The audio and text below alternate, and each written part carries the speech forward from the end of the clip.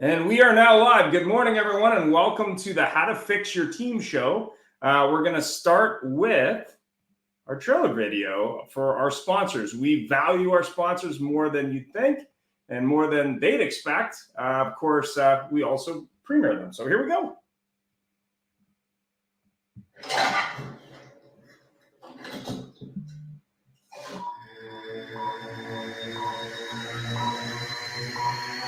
Ready, set, go!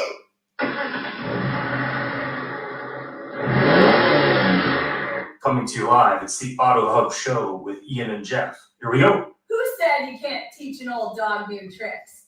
Hi, I'm Kayla Rubenstein, the founder and CEO of a company called Retail Resilient Social Selling for the Car Industry. And we help auto dealers, auto agencies, and vendors in the auto industry sell more cars, service more cars, and make more money using our social selling strategy. That includes TikTok, Instagram, Facebook, LinkedIn, and anything else you can think of. So if you're looking to invest thousands and make millions, we're definitely the social selling company for you. Like I said, who said you can't teach an old dog new tricks?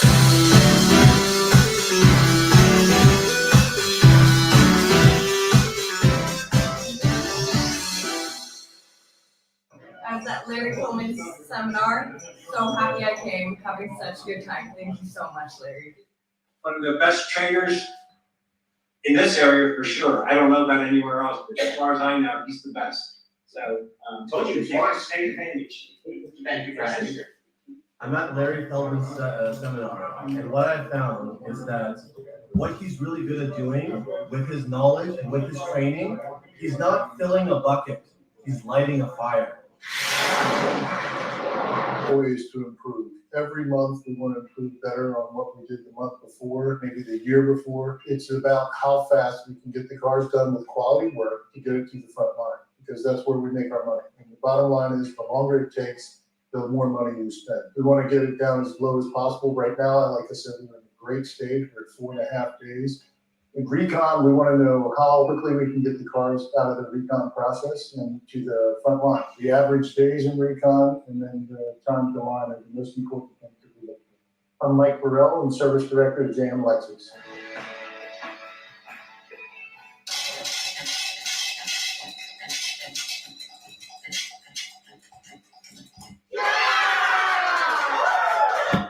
And good morning, and a special thank you to all our sponsors. As we prepare to celebrate 3 years, we wouldn't be able to do the show without our sponsors, and of course, we love them. So the show today is about teams and how to fix your team, but more importantly, leadership. There's a few books that I looked at. The 5 Dysfunctions of a Team, Fierce Conversations by Susan Scott. You can definitely check her out on LinkedIn.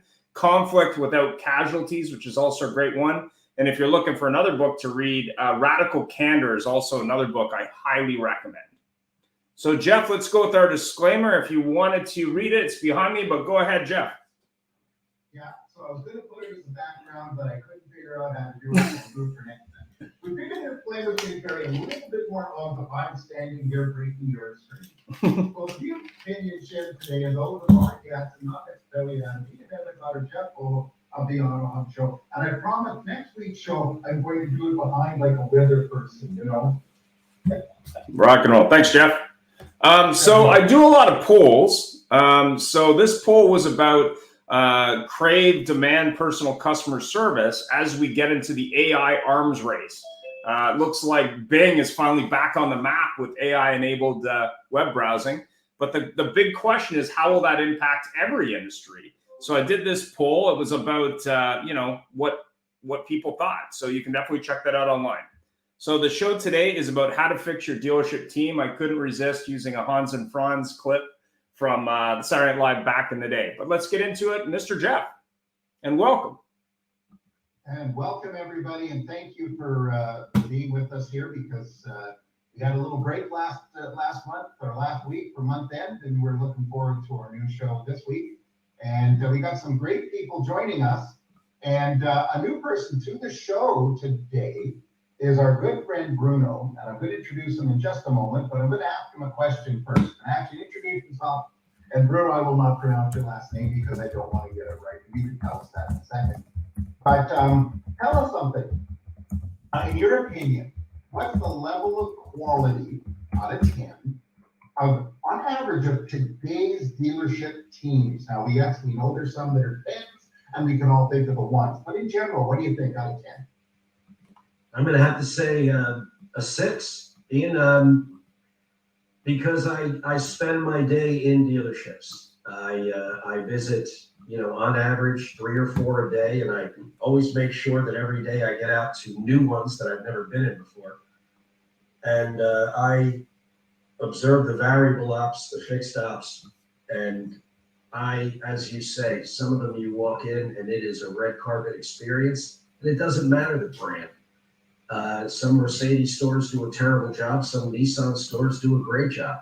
But we always talk about culture in this business. And I think we all know, in about 90 seconds, we know what the culture is in any store once we walk through that door.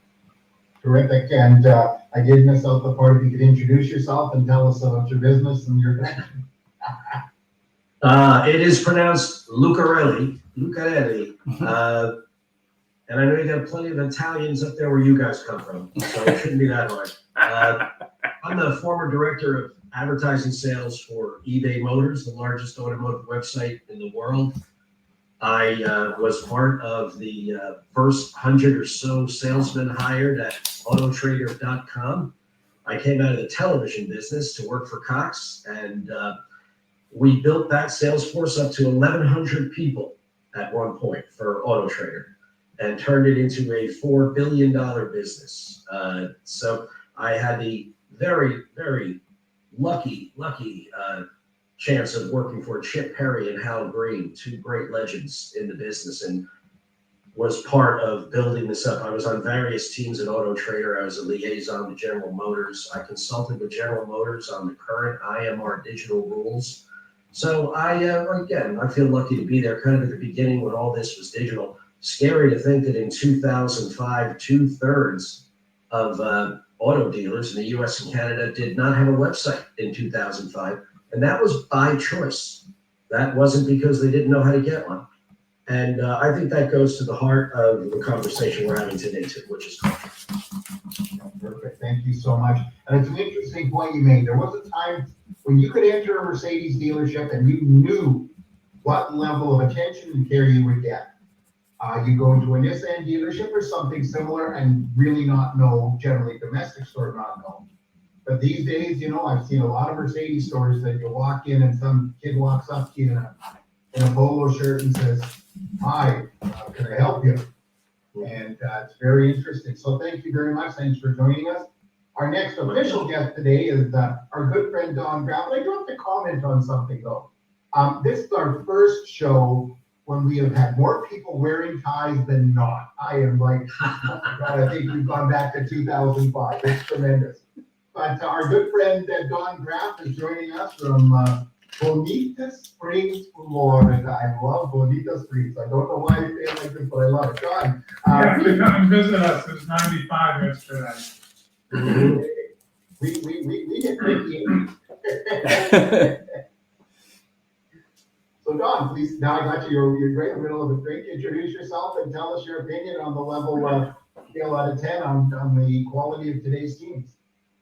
I'm the director of Don Graff Automotive Marketing, and we work with dealers to improve their performance with both their employees and with the general public by reducing turnover and improving their forward strategies for taking care of people.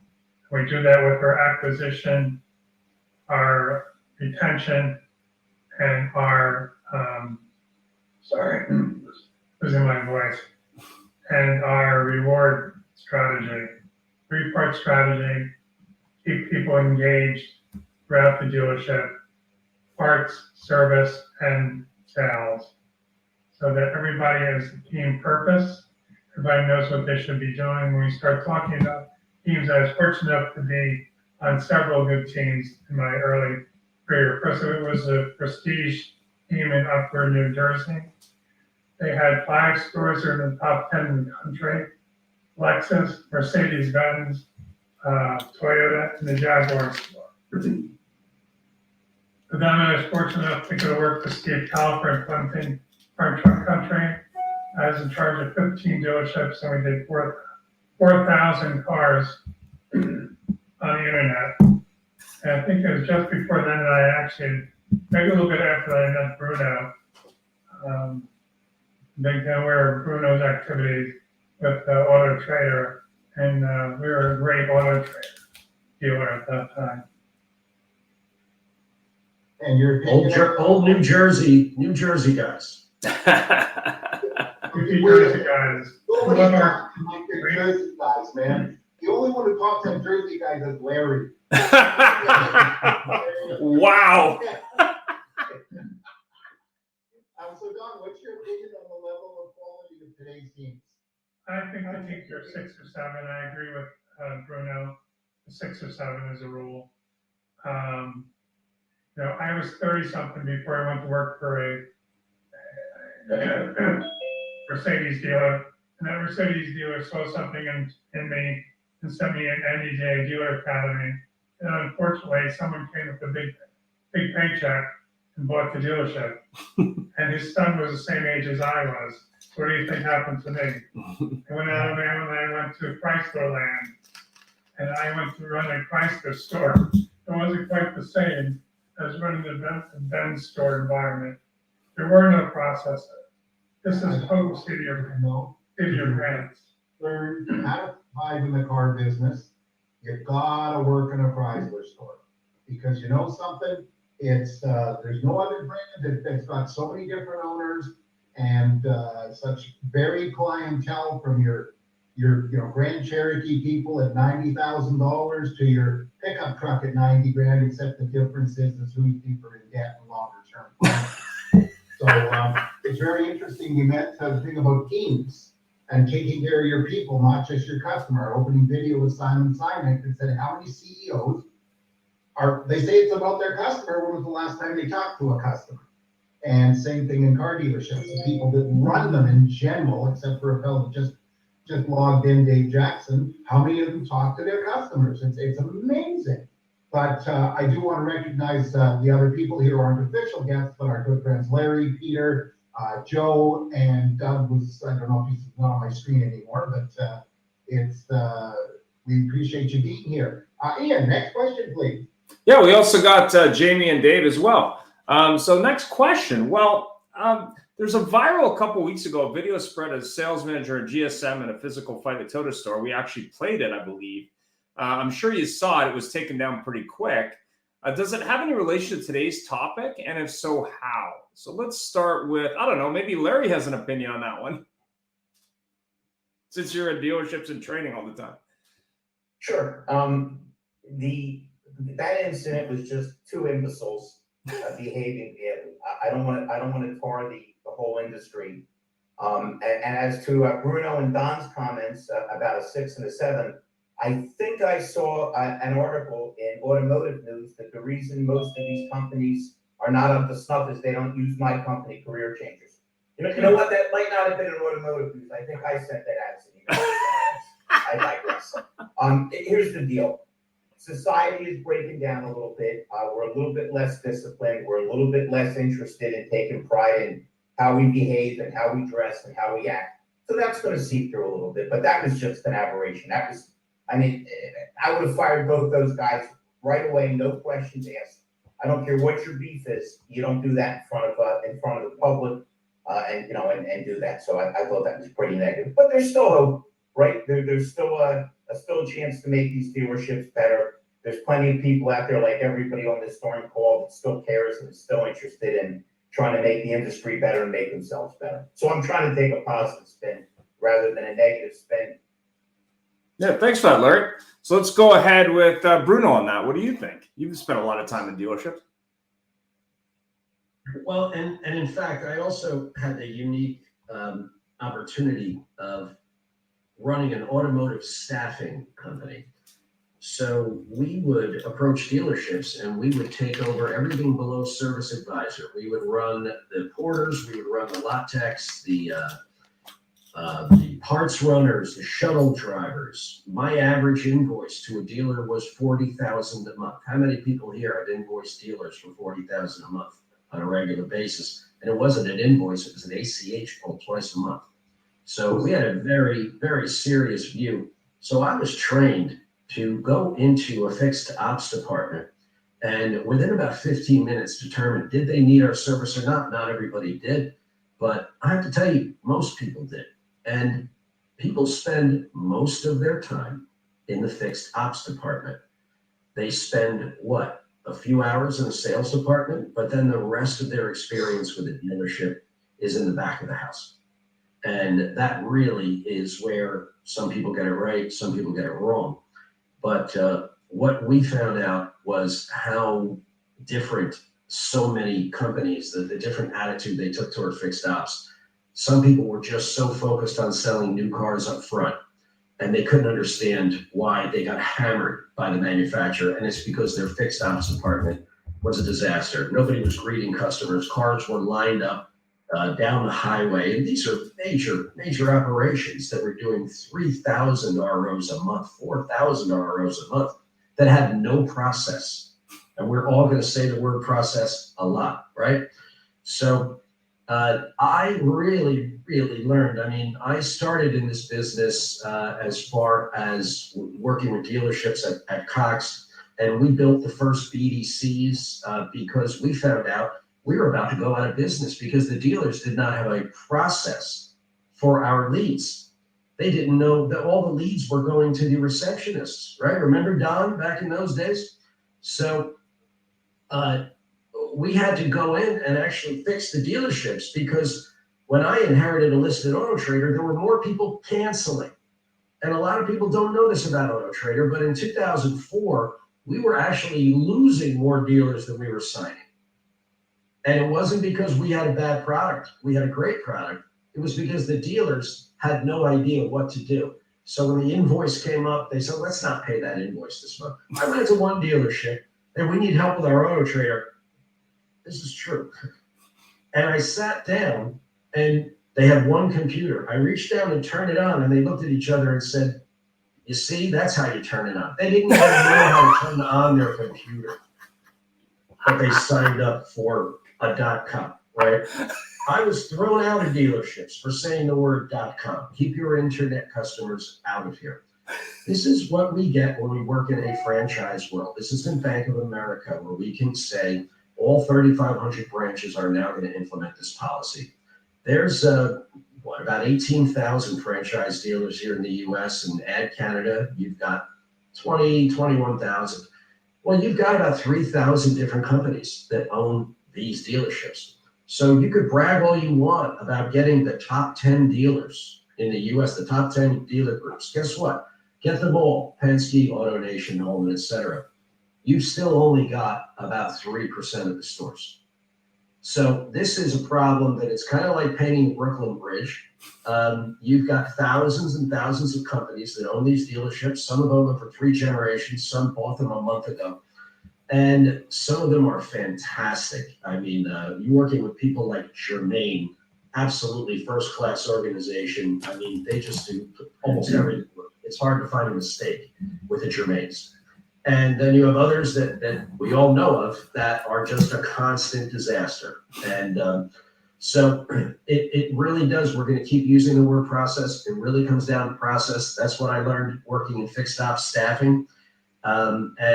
We did have, amazingly, so one of the best companies out there was Holman Automotive, one of the best companies to work for.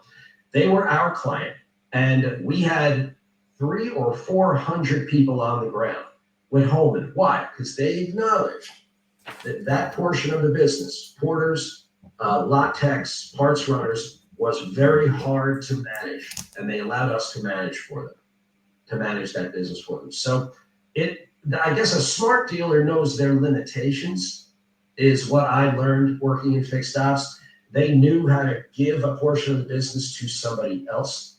I'm currently working with a company called Traction, Traxtion. We're big in Canada. And again, our clients use our system. to make sure that anybody that needs a tire gets approached about a tire. It's a text system with the tread readers. It's fantastic. We crush Hunter.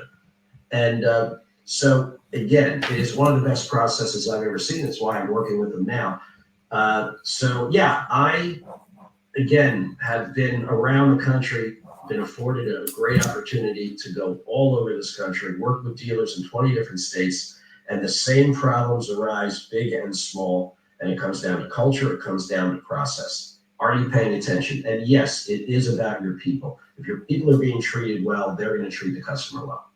You know what's funny, Bruno? I have to, you mentioned something very interesting. Something I learned a long time ago when I first started doing, as a GM in the store and getting more involved in fixed ops. I can't remember the numbers. It's like 96% of people, the first person who asks them to buy tires, they buy tires. Correct. It's like, when you talk about a process, a third of the driver sits there and comes back to the customer. Madam customer, we check the tread wear of your tires. They're at, I'm not sure the states have used 4 millimeters or not, but they're 4 millimeters. They should be replaced because by your next service, they'll be bald. I've got a quote for you. Oh, great. Yes, I'll take them. It's amazing. Everyone on this call knows tires are the #1 point of defection for customers. Why do you only do 1,000 ROs a month continuously? Why aren't those increasing when you sell more cars? People fall out of warranty. Their tires need changing. They go to Tire Kingdom, they go to Firestone, and that's it. They're done. Firestone's throwing coupons at them. So yes, it is a big, big overlook. It was fascinating. It's why I joined this company, Traction, because it was kind of like the internet in 2004 or 5. It's staring everybody in the face, but nobody knows what to do about it. Hey Bruno, I think it's both sad and scary that we could have had the same discussion 10 or 20 years ago. Absolutely. I recruit service and sales personnel, so I get it. Everybody gets in my ear. And always one of the biggest problems, of course, is that you lose people through service. It starts, like you said, with the tires, then it's all the service, and then they lose them as a customer. You would think they would understand the house is on fire. And yet, how many dealerships, I'm in a lot of them, don't have sales service meetings, don't try to integrate and make the connection between sales and service. It's just nuts. They call it the wall, right? The wall between the two. Bruno, I was in a dealership a couple weeks ago, and the GM said to me, "Okay, you did great with what can I help you do with my services? Let's have some fun." We walked back, his receptionist, which is always the key to everything, right? That first point of contact. I watched her answer the phone. I said, "I have a fabulous tip for you." "What is it?" I says, "When you pick up the phone, say, 'Let me see if he's at his desk.' Okay, he's there, I'll connect him. Okay, he's not at his desk. Would you like voicemail or can I take a message?" Makes all the difference in the world, because I've never met anybody that says, "Man, that's great. I just got the guy's voicemail." You don't know if he's going to pick it up in a minute or in 7 years. So if we just make this thing a little bit more about human beings, and we're so, this is a car technical term from New Jersey, we're so tied up in this tech bullshit that instead of using it and integrating it with humans, we think it's going to take the place of humans. Listen, if humans could be replaced by robots, my wife would have got rid of me 20 years ago when she would have hollered at the robot, okay? Let me just jump in there for a second. I agree. Is this about my wife and the robot, Peter? Because I'm very No. My wife and I have very questions about that, but it's not about that. So just going back to just one quick thing here. This business is about people, process, and then technology. We have to look at that right from the get-go. There are so many tech opportunities out there that will accentuate the first two.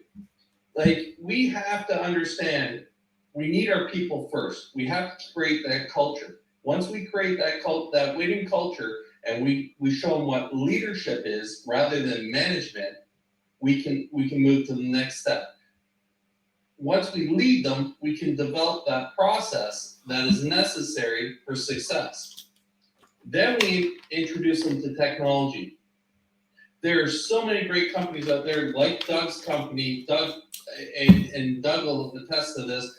I promote his company hand over hand over hand. It is just, we need to singularly bring it back to a single person. People don't want to go into the dealership and have to talk to 8 people to buy a car. They don't. They want one person. They want to do it in an hour. They want to be in, out, and down the road and happy that they made the correct decision and they solved the solution for the transportation needs. That's it. And we need to do that.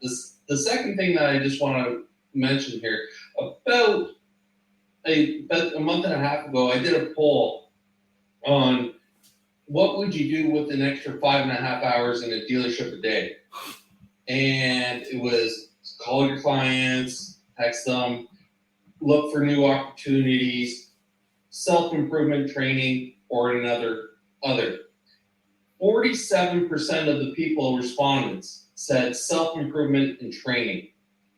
Now, here's the kicker. In managing time, no one works that extra 5.5 hours a day in the dealership. So they're begging for training in that time that they're not doing it. Absolutely. I think it's a proven fact that that's absolutely the amount of downtime. Yes. in a dealership. Yeah, I was in a dealership the other. Go ahead. On their phones, they're playing Candy Crush for 4 hours. Bruno, in the United States, when COVID hit, a lot of the dealers were freaking out because they wouldn't let people come in for sales. But what they did is they deemed fixed operations was essential. I still think they screwed up. The thing that was essential was the customers, because we sometimes seem to forget that we're there to keep them happy so they'll come back and spend more money. It's just the strangest paradigm I've ever seen. Bruno, I always tell salespeople that we always kiss the wrong butts. Your manager and your owner don't really pay you. They're the middle guys handling the money. It's your customer.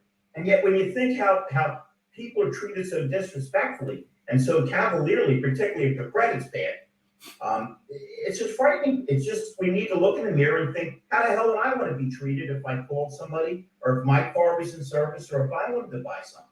The callousness only costs us and the dealer's money. There shouldn't be more selling going on in the manager's office than the floor. I think we had a comment from Joe that maybe Doug wanted to have a thought on here. So Doug, if you want to chime in, maybe you can talk about it. Sure, I appreciate the opportunity.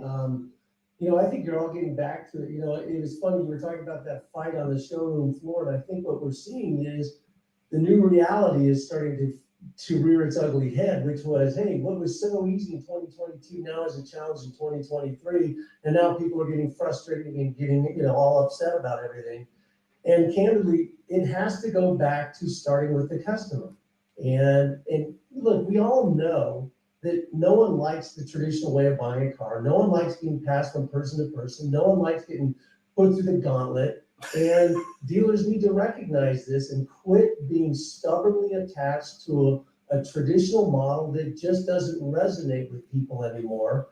And we've consistently seen it, in our company at A to Z Sync, that no matter where you roll out a one-person model, no matter the demographic, the community, the size of the store, anything, everybody loves it. The employees love it, which to me is the most important aspect of it, because to Bruno's point, if you take care of your employees, it will trickle down to the customer. And if you make it so that the employees have a career and not simply a job that they really detest, and that they don't tell people what they really do because they're afraid to say I'm a car salesperson. If you change that view, change that dynamic, give them a career, support them, coach them, make them have a respectable position that they love, it will obviously trickle down to the customer, and customers absolutely love it. But dealers just have to be willing to jump in, and there's no better time than now to do so.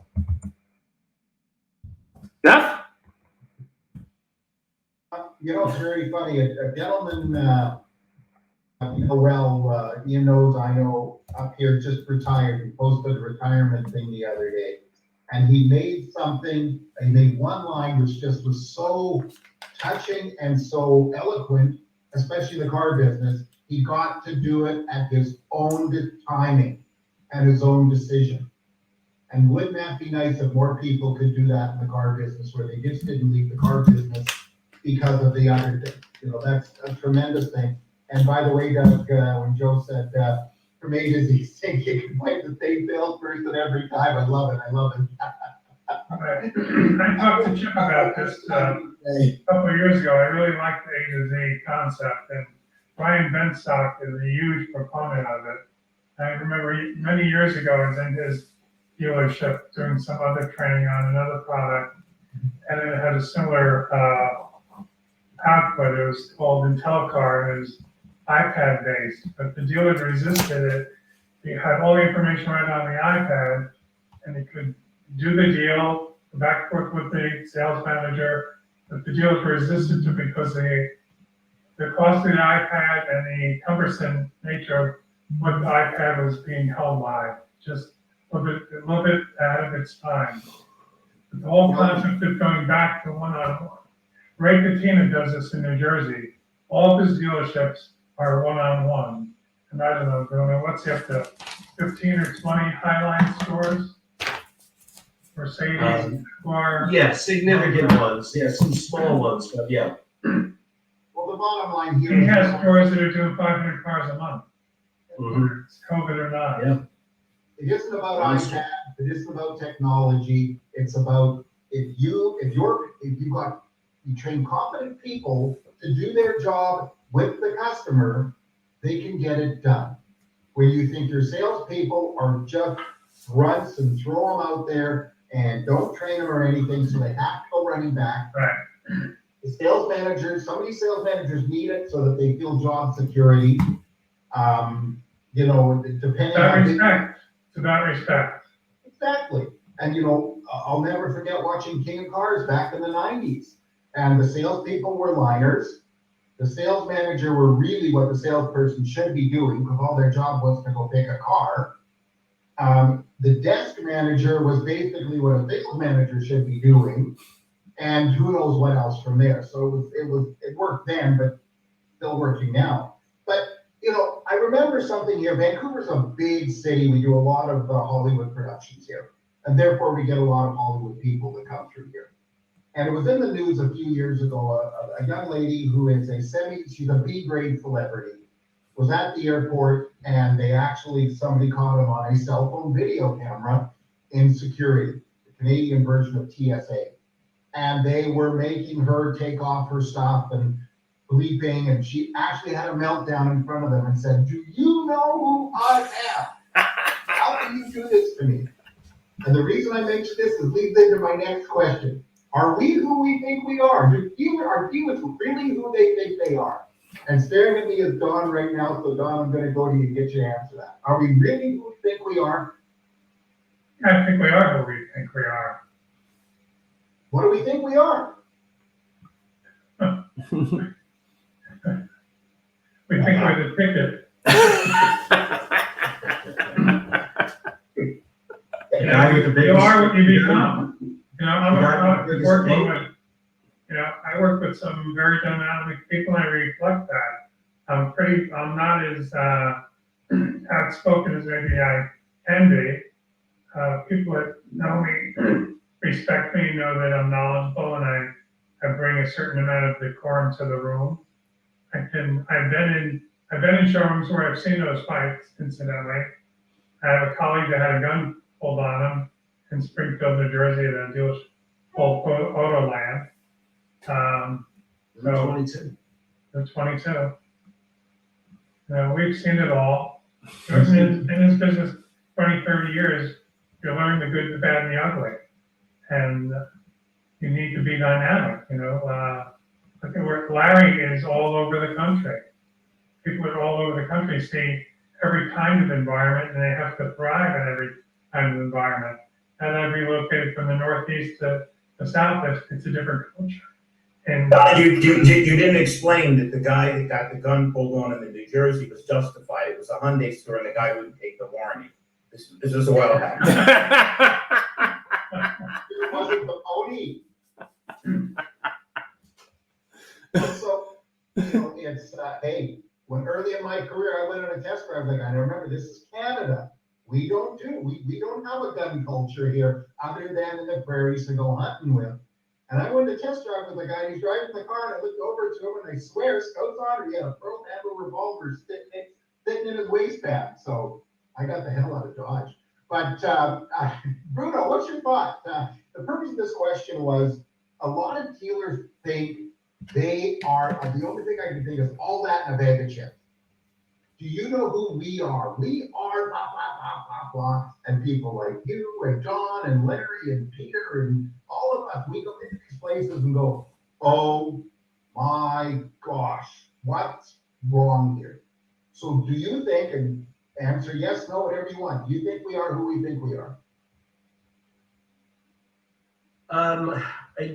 Again, you have met these dealers that are just as smooth as silk and could go to the floor and sell a customer a car right now.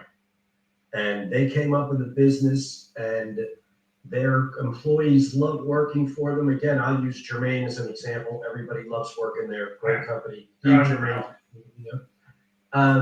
So, we know these guys and they know exactly who they are, right? And they know their place. And then there are the other guys that, they have to be in their own TV commercial.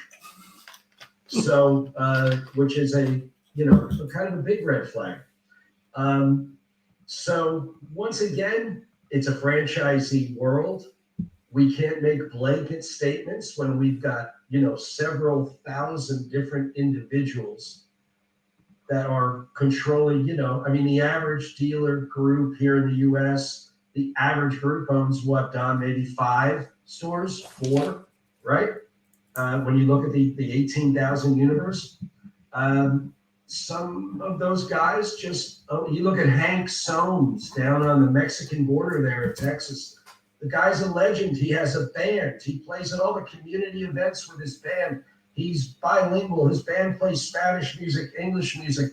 The guy just owns the town, where he is. So you really, one of the things I love about this business is meeting guys that if they weren't a car dealer, they would have been very successful at whatever else they did. Okay, because they did learn the secret. We keep going back to it. Their people love them. They know how to manage people. These people will work 7 days a week if they need to for these kind of cult of personality dealers. We talked about this, Ray Katina. Ray Katina is a guy, everybody loves working for him. He's hugely successful. He's got great operations. So it's tell me, depending on where I'm standing or what store I'm standing, that's the answer I'll give you. Some of these guys are terrible, okay? Do not know how to work with people, and their sales reflect that. They're clinging to a franchise, and one day they'll sell it, and somebody will take it over and boost it by 20, 30% across the board because they know what they're doing. So some companies have figured this out. The people at AutoNation seem to like their job. So we got a lot of AutoNation stores here, and I deal with them, and everybody just seems to really, they hire a certain type of person that fits in. They're not, you go to an AutoNation store, it is not the cowboy dealership type of people that you meet in other places. Okay, everybody there toes the line at AutoNation. These are the processes, and that's it. So it's fun, and it keeps us all in business. That there are so many different people that keep making all these mistakes, and it's like painting the Brooklyn Bridge with some of these places, right? You've got to keep going in there, retraining. And then, the turnover in sales is, why do we have an industry where the turnover in sales is more than 50%? But then some stores don't turn anybody over, and it's the same sales guys for 20 years, right? Hey, Bruno, I believe the quote you're looking for is Dr. Norman Vincent Peale, The Power of Positive Thinking. Most of us would rather be ruined by praise than saved by criticism. I like it. Writing that down. Yeah. One of the things there is, I believe the answer to the question is 20% of the dealerships are amazing, 20% of the dealerships are horrific, and 60% wallow in mediocrity. Mm-hmm. And with that, it comes to one thing that my wife is famous for telling me is the unconscious incompetence. They don't know that they don't know, and because they don't know, they'll never get better. Well, I don't know if I'd be that. I don't know if I'd be that harsh. And it was kind of interesting. So I was talking to a nice young lady, does a lot of events all over North America for dealers. And years ago, she worked for a local legend here, Jimmy Pattison. She was a woman in the car business back when, probably 10, 15 years ago, when it was a little bit unusual. And she said she was on the lot. It was a dirt lot. She had her high heels on. She was trying to move a car. The high heels were destroyed. And Jimmy Pattison was on the lot, and he said, well, like, can I help you? She goes, yeah, like, it's kind of a challenge, but, you have stuff to do, Jimmy. It's all good. And she said she showed up the next day, and they were paving the lot. She said, well, what are they doing here? She goes, well, I didn't ask. She said, yeah, you don't have to ask. Just got it done. Like, just fix the problem. And it's not like Jimmy has extra time. I mean, his combined companies made $14 billion last year. He employs almost 60,000 employees throughout North America. And he started out selling cars part-time in college, and people told him the car business wasn't for him. And he still works 7 days a week. That's how he got to be who he is and what he is, because his attention to detail and his approach to saying, let's fix things quickly, right? Jack Welch's whole thing was always, whatever it is, let's get on it quick and let's solve it rather than wallow in it. Yeah. It always blows my mind how much people want to bitch. Either fix it or shut up. Like Bruno, I already gave you Norman Vincent Peale. I hate to do this on Eldridge Leave right here. If you're not part of the solution, you're part of the problem. If we can fix it, let's fix it. If we can't, shut up and let me go back to selling a car. Exactly. Well, are we talking about companies or are we talking about general managers? Because there's a big difference here. Because you can have a really bad general manager inside a really good company, and you can have a great general manager inside of a really weak company. And I have something that I like to call the fire sale, not what it sounds like. A GM told me a long time ago, I was following him across the floor in Totowa, New Jersey, on Route 46. And I was talking to him, and I said, look, you have a problem. And he stopped. He said, I have a problem. What's my problem? I said, well, you're the only guy on the street that doesn't have Auto Trader. And everybody here is pulling in 75, 80 leads a day. And that's your business that they're getting. And he said, come on in my office. And he said, Bruno, you said something very smart. He said, I have a problem. He said, people with opportunities can go take a seat out front. People that tell me I have a problem, I need to talk to them now, because that's what I do. I fix problems all day, and then I go home at 9 o'clock at night. Okay? So when you are trying to sell to a general manager of a store or anybody that runs any business, unfortunately in our business, very hard to find a general manager that will talk to you about next quarter or next month, because he's focused on the last day of the month. He puts out fires all day. So what do? I go into a store and I start a fire, or I won't get any attention.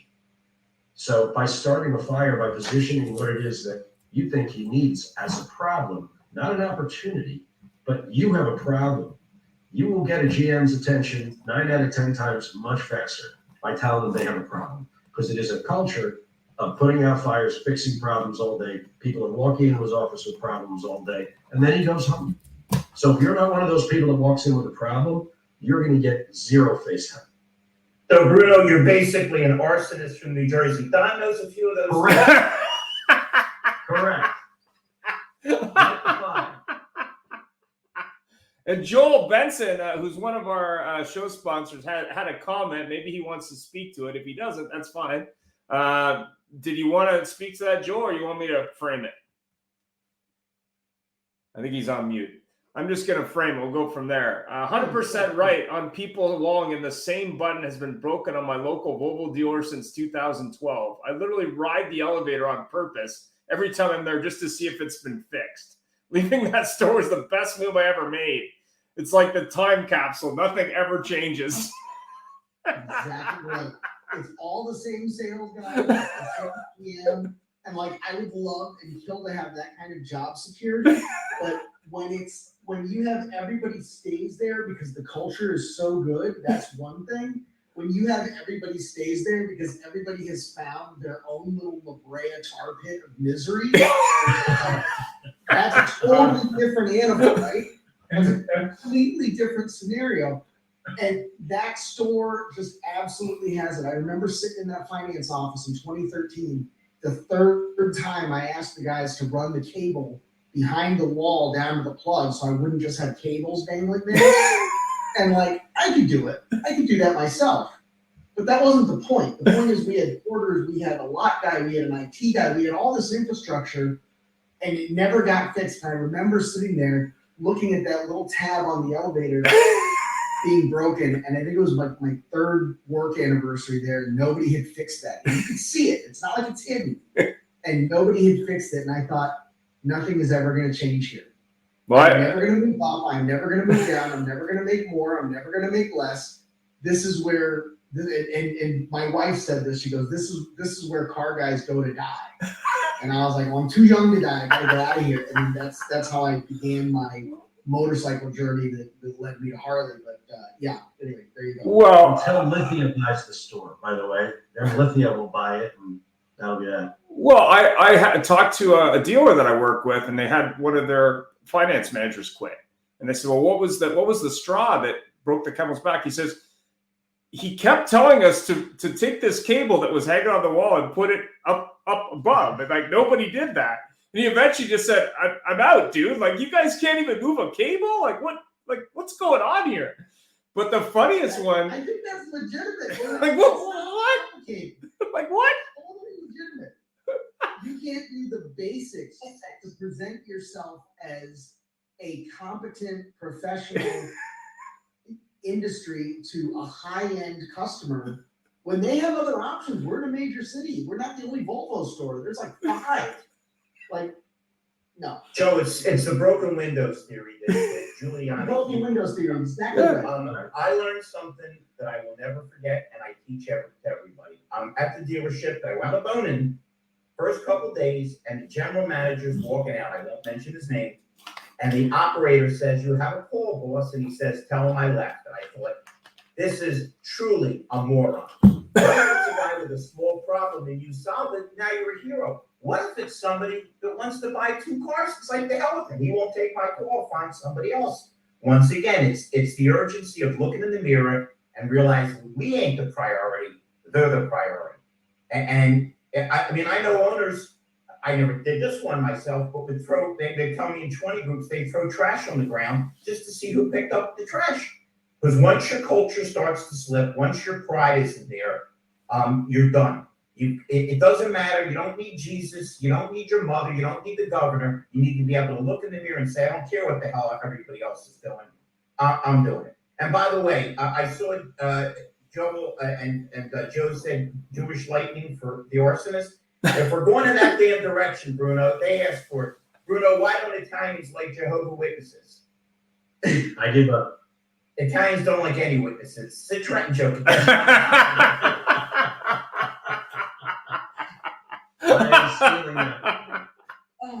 Oh man.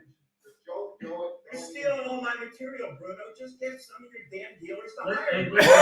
I invited my it. Sergeant Pepper class. This is expensive accoutrements. You see that, Joe? Accoutrements. I threw French in for you. I invited a Jehovah's Witness into my house here last week.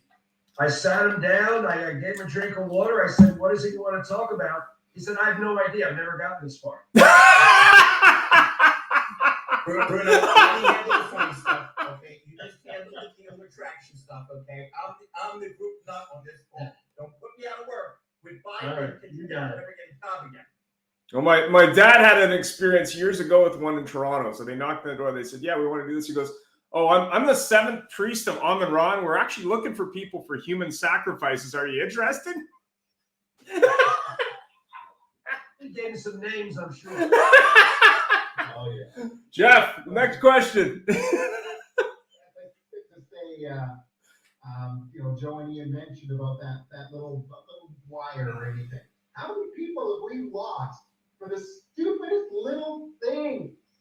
It's not the major stuff. It's not I can't earn a living. It's not I don't have any cars. It's not anything. It's because, you know, they needed something from their boss and their boss walked out the door and said, I'll deal with you later. The thing on the wall, how many customers have we lost because they're standing, we talked about this before the show, they're standing in front of the service advisor and literally 2 feet, they're on the phone and they don't go, hi, just be a minute. They just ignore them. It is the little things that we lose and we miss that. And, you know, it's funny because we're talking about good teams. You talk about the Germains of the world. You talk, Don mentioned Brian Benstock. There's a guy that, you know, he's not just making himself a celebrity, which he is. Hey, he was on Fox News, so he's got to hit that like crazy. But he's also there on the floor every single day, seeing what's going on. And, you know, I don't even know if Brian has a vote or not. You know, I just don't think he's lived up to our expectations. He needs a vote. But, oh, come on, guys. Larry, sorry, can I help you? Don't worry. Now you're with Bruno. Let me handle the funny stuff. But keep in mind, while Ben Stock's wired a little tight, you know one thing he does that's unbelievably admirable? He holds everybody accountable, including himself. I always thought the worst thing a manager can do is be your buddy and let you go broke. The manager has to be able to kick in the ass so you and your family can eat. Again, it's all back to when you go, what is your, I love to say, Joe, if you have a dog and you point, your dog never looks in the direction you're pointing, he looks at your finger. Our goal as leaders and as humans and as family guys is to know which direction we're going so we can drag everybody else in that direction. And we're only here for a short visit. We might as well turn up the volume and have it make some sense. Exactly, Larry. And we got to be leaders, not managers. Exactly. We lead our teams. We manage the results. Exactly. I've So never seen Ben Stock in action, but at the dealership level, but I can guarantee his accountability starts with, okay, how are we doing? How's it going? What about this? Not you. And that's the key to get people going. So tell me something. Is there an area in the dealership that we can trust to operate properly with just normal supervision, without exceptional supervision? And Don. Sometimes the get ready department has people that are very well organized because they're on the ball, they're on schedule. Car has to be ready for the customer to pick up. There are very few things that can go wrong. The people are usually on time. They have a process that's 3 or 4 or 5 steps, easy to accomplish. Usually the manager is supervising pretty closely, and usually nothing gets by them. If there are issues, there are small scratches that can be touched up. Unless you come in the days of Cosmoline, when cars are imported from Europe and you have that oil all over the cars, sometimes it would take extra touch up. You might be aware of that coming from a Volvo environment, but as a rule, that's probably the tightest little process in the showroom, in the organization, or in the office, getting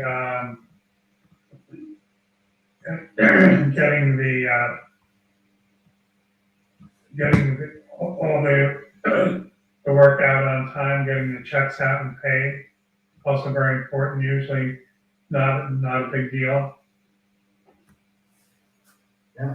Oh, it's a very good point. I'm actually going to quickly jump over to Doug because A to Z is like front to back. Doug, what do you think? Because you're exposed to this from the start to finish, in the middle. What do you think?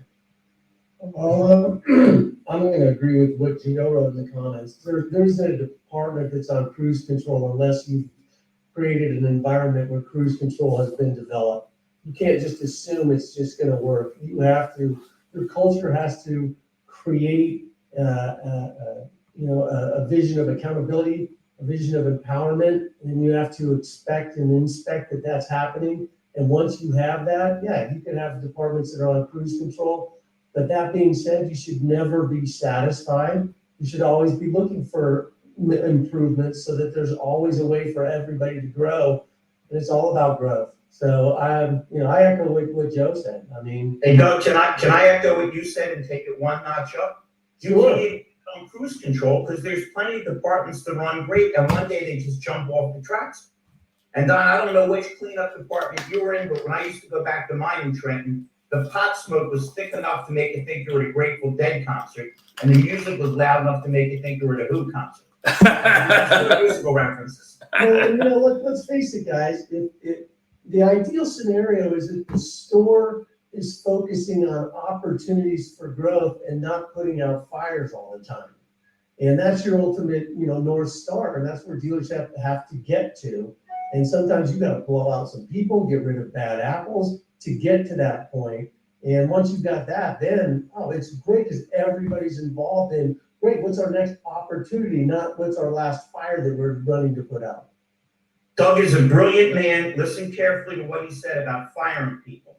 And remember, Career Changers USA. I'm just saying. So Jeff, we're almost out of time. So maybe you want to do a last round of comments with shameful plugs, I guess. Go ahead, Jeff. Perfect, guys. So let's turn to Bruno quickly for his comments on the last question, because I don't want to leave you hanging, because I can see I think that these days dealerships, a lot of them are old, outdated, and there's a lot of physical plant issues that a lot of companies aren't addressing. So they need to do that. They need to invest in the physical plant. Perfect. Actually, it's quite funny though. I agree with you completely. Sometimes we go too much on the other side. Nail salons, sushi bars. My personal favorite was the little chair massage lady. That was really quite nice. But then there's some like Bob Ruth Ford in the middle of nowhere, Pennsylvania. That's in the 96-year-old building that does. They're knocking it out of the park because Peter said they started with people. Then they go to process, then they go to facilities, spelled with PH. Gentlemen, everybody, thanks for joining. The final comments from anybody. Bruno. TRAXTION.com, a phenomenal product. Check it out. You have any stores that are the key to tires is the key to retention to everything, sales, you name it. Number one point of defection. Perfect. I do have to say, we do have a new sponsor coming on called Wicked Anagrams. They will sell you names for your companies like TRX. I gotta love it, man. I gotta love everybody's names here. Don. I have to agree with Bruno. It all starts with making sure that your people don't defect, whether it's your people that work for you or your customers. You have to find better ways to keep them engaged. I think that 2023 is a year of engagement. I was reading in the NIADA workshop report last week that during COVID, turnover had been reduced to almost 35–36%. They expect to go back up to 45–50% this year. So that makes it an epidemic again.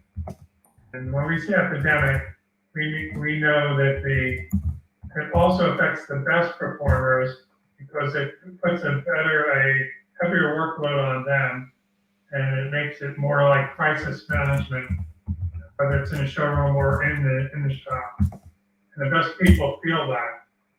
And the other part of the survey was that they are gauging that there are a lot of people that are looking to get out of the fixed ops operation within the next 3 years and open their own shops, because they feel like they can make much more money and they're not being paid well enough. Bruno can certainly attest to that. So we need to pay these people what they're worth. Everybody made a lot of money the last couple of years. Let's share it. And I'm hearing a lot of dealers, I'm hearing from general managers, they're leaving dealerships. In fact, they've been fucked a lot. I sent 3 over to them. We can't find them jobs. They left dealerships that weren't well run because they had issues with their bosses, and because they're cutting salaries of the people underneath them. There's no need to cut salaries when the economy changes. People are going to work harder to make more money and feed their families, or they're going to need to find another job. Right. Hey, there are dealers that cut salaries now that they started getting inventory. they started cutting pay, during COVID. They figured everybody was making too much money, but they couldn't afford to take the chance. And now, wow, we got cars, let's cut it. Anyways, thank you all for joining us. We appreciate it. We will be back next week, and we do have our third anniversary show coming up, which will be a free-for-all of fun, and of course, compliments on your good-looking and very, very highly hairy co-hosts. So thank you all. Ian, I'll leave it to I'll you. send you a paint. Hair's extra, I guess. Anyway, so here we go. Thanks very much for everybody, and I appreciate all the thoughts. If you want a link to that short video, it's great. Let me know. Here we go. Oh la la. What?